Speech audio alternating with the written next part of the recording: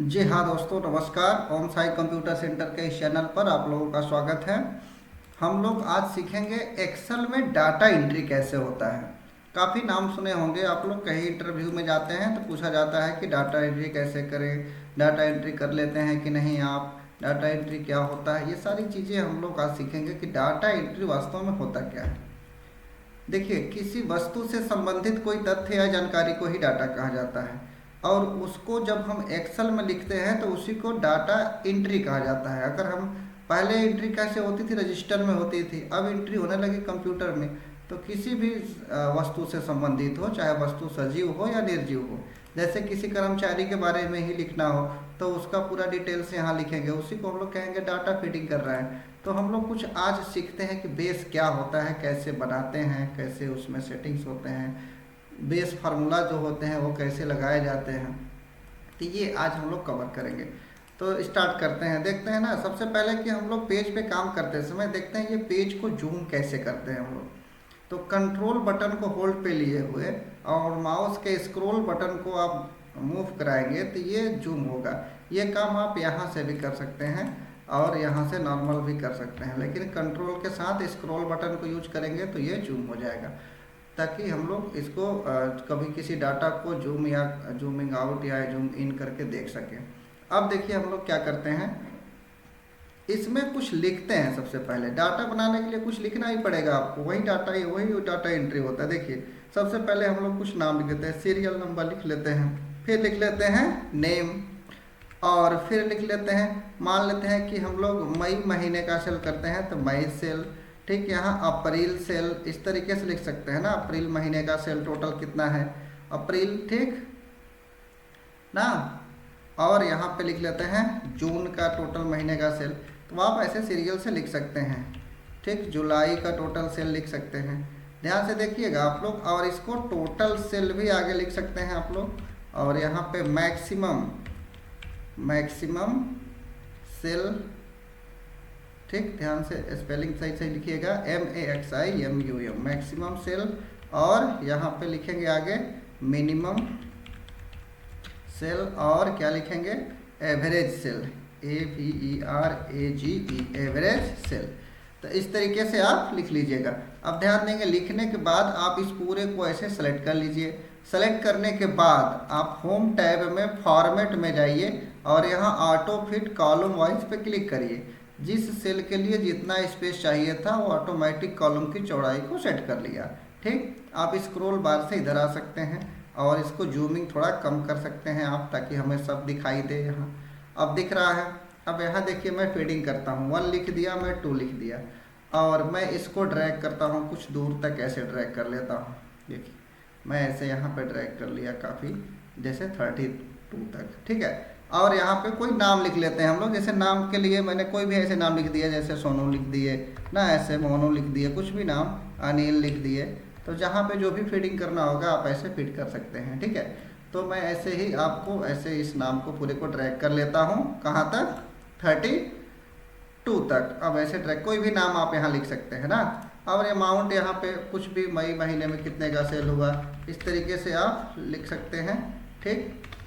और इसमें भी मैं ऐसे ही फीडिंग करके आपको दिखा देता हूँ कि कैसे फीडिंग होता है। अब यहाँ पे ध्यान दीजिएगा, इस तरीके से आप कुछ लिख सकते हैं। इसमें भी आप ऐसे कुछ टाइप कर लीजिए, ठीक है। और ध्यान देंगे, और यहाँ पे टोटल निकालना है तो अल्ट के साथ इक्वल टू, या आपको पता ही है equal to sum, bracket open करेंगे, पूरे रेंज को ले लेंगे यहाँ से। देखिए रेंज और एड्रेस में क्या अंतर है। अगर आप सेल एड्रेस कहेंगे तो किसी एक का होगा, और सेल रेंज कहेंगे तो एक से ज़्यादा एरिया को घेरा गया रहेगा, उसको सेल रेंज कहते हैं। तो यहाँ सेल रेंज ले लेंगे और इंटर कर लेंगे, ठीक है। तो ये पूरे आपका यहाँ ऐड हो गया। अब इसको भी आप ऐसे ड्रैग कर सकते हैं। तो देखिए पहले मैं इस डाटा को पूरे को ड्रैग कर लेता हूँ नीचे तक। आप फीडिंग करेंगे, यहाँ ऐसे ड्रैग नहीं करेंगे, जहाँ वर्क करेंगे वहाँ पे आपको ऐसे फीड करना होगा।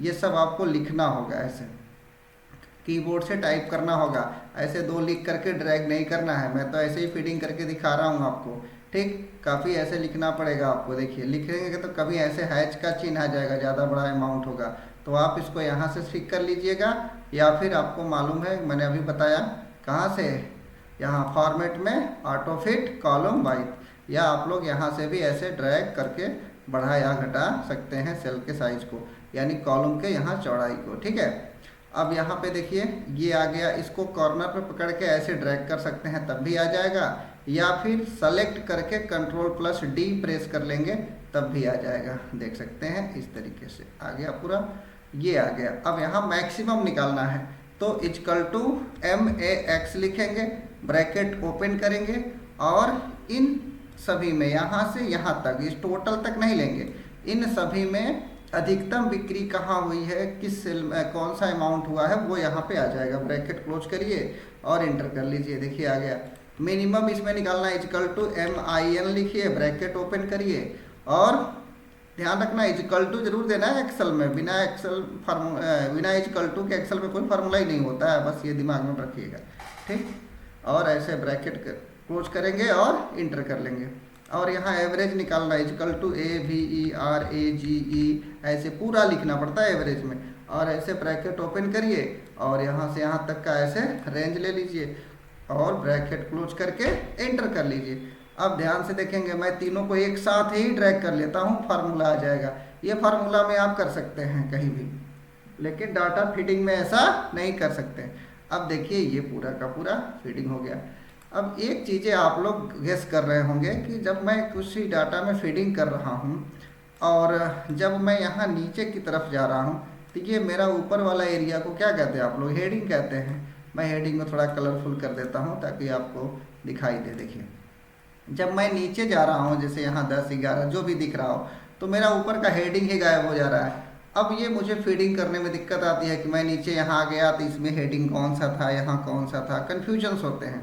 तो आप यहाँ पे कर्सर रखिए कहीं भी, यहाँ भी चाहे यहाँ, और यहाँ एक ऑप्शन मिलेगा आपको व्यू टैब में, यहाँ विंडोज ग्रुप में फ्रीज पेन्स दिख रहा होगा, इस पर क्लिक करेंगे तो एक ऑप्शन मिलेगा आपको फ्रीज टॉप रो, इस पर क्लिक कर देंगे। अब देखेंगे आप कि जब हम नीचे की तरफ जाएंगे तो हमारा हेडिंग वाला जो रो है वो फ्रीज हो चुका है, देख सकते हैं आप। ठीक, अब वो चाहे जितना नीचे हम लोग चले जाएंगे, ये हमारा जो हेडिंग्स है ये दिखता ही रहेगा, 1 वाला रो जो है वहीं पर रुका रहेगा, देख सकते हैं ये रुका हुआ है। अब बाकी हमारा जो है नीचे से रो की संख्या बढ़ या घट रही है। तो ये काफ़ी इंटरेस्टिंग है। अगर आप इसको चाहते हैं कि मैं ठीक कर दूं तो पुनः आप फ्रीज पेन्स में जाके अनफ्रीज पेन्स कर देंगे, देखिए सही हो जाएगा। अब आपकी इच्छा है कि मैं यहाँ कम से कम 3 तक को फ्रीज करा दूँ, फ्रीज मतलब जमा देते हैं यहाँ पे, तो यहाँ 3 तक को मैं जमा दूँ, तो यहाँ कर्सर रखिए और फ्रीज पेन्स पे क्लिक कर दीजिए। देखिए अब ये यहाँ तक जम गया है, देख सकते हैं यहाँ तक फ्रीज हो गया, 3 तक डाटा मेरा ये रुका हुआ है, बाकी चल रहा है नीचे, देख सकते हैं आप लोग। तो चाहे जितना नीचे फीडिंग करना है ऐसे कर सकते हैं। तो ये काफ़ी इंटरेस्टिंग ऑप्शन है। यहाँ से अनफ्रीज पेन्स कर देंगे, हट जाएगा। अगर आप चाहते हैं कि मेरा फर्स्ट वाला जो रो कॉलम है वो फ्रीज हो जाए, तो यहाँ पे एक ऑप्शन दिया है फ्रीज फर्स्ट कॉलम का। अब देख सकते हैं इसमें सीरियल नंबर वाला रुका रहेगा, ध्यान से देखेंगे ये ए वाला कॉलम रुका रहेगा। तो ये सब इसमें सुविधाएं दी हैं, आप इसका उपयोग कर सकते हैं। अनफ्रीज कर देंगे, सही हो जाएगा। तो ये काफ़ी काम का चीज़ था। किसी भी डाटा एंट्री के काम करते समय हमारा हेडिंग ही गायब हो जाता है, उसको आप यहाँ पे स्टॉप कर सकते हैं, बोले तो फ्रीज कर सकते हैं। ठीक है, और इसमें फीड करना है। फीड करने के बाद इसमें नॉर्मल फार्मूले जो होते हैं मैंने आपको बताया, सम इक्वल टू सम का फार्मूला मैंने बताया, मैक्सिमम निकालना, मिनिमम निकालना, एवरेज। सम का मतलब तो मालूम है आपको, सबको जोड़ना। मैक्सिमम का मतलब कि जितना एरिया मैंने सेलेक्ट किया था, जितना रेंज लिया था, उसमें अधिकतम जो वैल्यू है वो आएगा, और मिनिमम में जो न्यूनतम वैल्यू है वो आएगा, और एवरेज में औसत आता है। औसत बोले तो पता है आप लोगों को, संख्याओं का योग बटे संख्याओं की संख्या, इसकी फार्मूला होती है। तो आप इसको निकाल सकते हैं। तो संख्याओं का योग टोटल आया था कितना, संख्या बोले तो यहाँ पे टोटल नंबर कितना था, 1 2 3 4, चारों को यहाँ जोड़े थे तो इतना आया था। अब इतना में 1 2 3 4 से डिवाइड करेंगे तो इतना आएगा। ठीक है, तो ये ध्यान रखना है आप लोगों को, ये चीज़ें एवरेज में आता है। इसमें 4 से डिवाइड करेंगे तो इतना आ जाएगा, तो वो ऑटोमेटिक एवरेज निकाल लेता है। तो आप लोग भी इस तरीके से डाटा फीडिंग कर सकते हैं। अब इसमें डाटा को प्रिंटिंग कैसे करते हैं, इसमें बॉर्डर कैसे देते हैं, ये सब चीज़ें भी आप लोगों को सब सीखने को मिलेगा। चैनल के साथ जुड़े रहें। फिलहाल देखिए मैं एक चीज़ और सिखा देता हूँ आप लोगों को, इसको बॉर्डर में कैसे करेंगे, क्योंकि इसमें का लाइनिंग प्रिंट में नहीं आता है। तो बॉर्डर यहाँ से देंगे आप, यहाँ पर जा करके ऑल बॉर्डर पे क्लिक कर देंगे। देखिए पूरा बॉर्डर में हो गया। अब आप इसको प्रिंट में देखेंगे तो ये प्रिंट में दिखाई देगा। नहीं देखिए मैं जितना दूर बॉर्डर दिया था उतना ही दूर दिख रहा है। इधर एरिया में बॉर्डर छूट गया था, देखिए मेरा स्क्रॉल बार से उधर हो गए थे। अब देखिए अब यहाँ से मैं जितना एरिया छूट गया है उसको सिलेक्ट कर लेता हूँ। अब इसको मैं बॉर्डर में कर लेता हूँ, ये बॉर्डर में हो गया। अब मैं यहाँ से प्रिंट प्रीव्यू देखता हूँ। तो ध्यान रखना है जितना एरिया में आप बॉर्डर दीजिएगा उतना ही एरिया में बॉर्डर प्रिंट में दिखाई देगा। नहीं तो ये जो आपके रो और कॉलम्स के लाइन दिखाई देते हैं ये प्रिंट में नहीं आते हैं। आपको पता है ये 10,48,576 क्या होते हैं एक्सेल में, रो होते हैं, और 16,384 क्या होता है, कॉलम होता है। ठीक है, ये याद रखना, ये एग्जाम में बार बार पूछा जाता है, किसी भी एग्जाम में पूछा जाता है। ठीक, चाहे ओ लेवल हो, ट्रिपल सी हो, एडीसीए हो, डीसीए हो, टैली में नहीं बच्चों। ठीक है, तो ये सब चीज़ें ध्यान रखना है, एग्जाम का क्वेश्चन है, अक्सर पूछा जाता है रो कॉलम की संख्या कितनी होती है। ठीक, प्रत्येक सीट में ये रो कॉलम इतना ही होता है, अलग अलग सीट में अलग अलग नहीं होता है। ये सारी चीज़ें आप लोगों को मालूम होना चाहिए। ठीक है, तो उम्मीद करता हूँ कि ये इस तरह के का डाटा का फीडिंग आप लोग एक नॉर्मल डाटा बनाना हो तो बना सकते हैं। और भी डाटा से संबंधित आपको अगला क्लास में पढ़ाई मिलेगी, तो कंटिन्यू बने रहें। फिर मिलेंगे ब्रेक के बाद इसी चैनल पे। धन्यवाद।